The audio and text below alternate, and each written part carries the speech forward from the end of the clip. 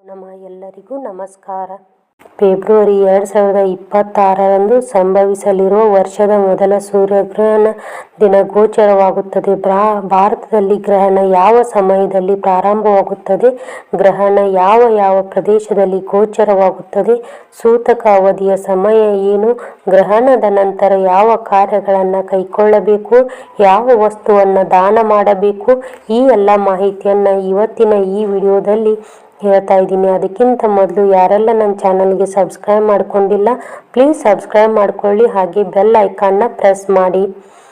ಜ್ಯೋತಿಷ್ಯದ ಪ್ರಕಾರ 2026ರ ಮೊದಲ ಸೂರ್ಯಗ್ರಹಣವು ಫಾಲ್ಗುಣ ಅಮಾವಾಸ್ಯೆಯಂದು ಸಂಭವಿಸುತ್ತದೆ. ಇದು ಉಂಗುರಾಕಾರದ ಸೂರ್ಯಗ್ರಹಣವಾಗಿದ್ದು ಇದನ್ನು ಬೆಂಕಿಯ ಉಂಗುರ ಎಂದು ಕರೆಯಲಾಗುತ್ತದೆ. ಧಾರ್ಮಿಕ ದೃಷ್ಟಿಕೋನದಿಂದ ಗ್ರಹಣಗಳನ್ನು ಅಶುಭವೆಂದು ಪರಿಗಣಿಸಲಾಗುತ್ತದೆ. ಫಾಲ್ಗುಣ ಅಮಾವಾಸ್ಯೆಯಂದು ಸಂಭವಿಸುವ ವರ್ಷದ ಮೊದಲ ಸೂರ್ಯಗ್ರಹಣದ ದಿನಾಂಕ ಮತ್ತು ಸಮಯವನ್ನು ತಿಳಿಯೋಣ. ಸ್ನೇಹಿತರೆ, 2026ರ ಮೊದಲ ಸೂರ್ಯಗ್ರಹಣವು ಫಾಲ್ಗುಣ ಅಮಾವಾಸ್ಯೆಯಂದು ಅಂದರೆ ಫೆಬ್ರವರಿ 17ನೇ ತಾರೀಕು ಮಂಗಳವಾರದಂದು ಸಂಭವಿಸಲಿದೆ. ಈ ದಿನ ಸ್ನಾನ, ದಾನ ಮತ್ತು ಫಾಲ್ಗುಣ ಅಮಾವಾಸ್ಯೆಯ ಉಪವಾಸವನ್ನು ಮಾಡಲಾಗುತ್ತದೆ.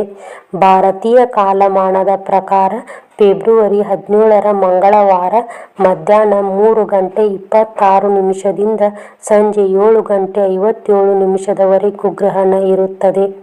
ಇದು ಉಂಗುರಾಕಾರದ ಸೂರ್ಯಗ್ರಹಣವಾಗಲಿದೆ. ಸೂರ್ಯಗ್ರಹಣದ ಸೂತಕ ಅವಧಿಯು ಸೂರ್ಯಗ್ರಹಣಕ್ಕೆ ಸುಮಾರು 12 ಗಂಟೆಗಳ ಮೊದಲು ಪ್ರಾರಂಭವಾಗುತ್ತದೆ. ಭಾರತದಲ್ಲಿ ಗ್ರಹಣವು ಗೋಚರಿಸುವುದಿಲ್ಲ, ಆದ್ದರಿಂದ ಅದರ ಸೂತಕ ಅವಧಿಯೂ ಕೂಡ ಮಾನ್ಯವಾಗಿರುವುದಿಲ್ಲ. ಜ್ಯೋತಿಷ್ಯದ ಪ್ರಕಾರ ಫೆಬ್ರವರಿ 17ನೇ ತಾರೀಕು ಮಂಗಳವಾರದಂದು ಆಫ್ರಿಕಾ ಮತ್ತು ದಕ್ಷಿಣ ಅಮೆರಿಕಾದ ಕೆಲವು ಭಾಗಗಳಲ್ಲಿ ಸೂರ್ಯಗ್ರಹಣ ಗೋಚರಿಸಲಿದೆ. ಶಾಸ್ತ್ರಗಳ ಪ್ರಕಾರ ಗ್ರಹಣದ ನಂತರ ಪವಿತ್ರ ನದಿಯಲ್ಲಿ ಸ್ನಾನ ಅಥವಾ ಸ್ನಾನ ಮಾಡುವ ನೀರಿಗೆ ಸ್ವಲ್ಪ ಗಂಗಾಜಲವನ್ನು ಬೆರೆಸಿ ಸ್ನಾನ ಮಾಡಬೇಕು. ಸ್ನಾನದ ನಂತರ ಕಡಲೆ, ಗೋಧಿ, ಬೆಲ್ಲ, ಅಕ್ಕಿ, ದ್ವಿದಳ ಬಿಳಿ ವಸ್ತುಗಳನ್ನು ದಾನ ಮಾಡುವುದರಿಂದ ನಕಾರಾತ್ಮಕ ಶಕ್ತಿ ದೂರವಾಗುತ್ತದೆ. ಗ್ರಹಣ ಮುಗಿದ ನಂತರ ಕಂಬಳಿ ಮತ್ತು ತಾಮ್ರದ ಪಾತ್ರೆಗಳನ್ನು ದಾನ ಮಾಡುವುದು ಸಹ ಪ್ರಯೋಜನಕಾರಿ. ಇವತ್ತಿನ ಈ ವಿಡಿಯೋ ನಿಮಗೆ ಇಷ್ಟವಾಗಿದೆ ಅಂತ ಅಂದ್ಕೊಂಡಿದ್ದೀನಿ. ಇಷ್ಟವಾಗಿದ್ದರೆ ಪ್ಲೀಸ್ ಲೈಕ್ ಮಾಡಿ, ಶೇರ್ ಮಾಡಿ, ಹಾಗೆ ಕಮೆಂಟ್ ಮಾಡೋದನ್ನು ಮರಿಬೇಡಿ.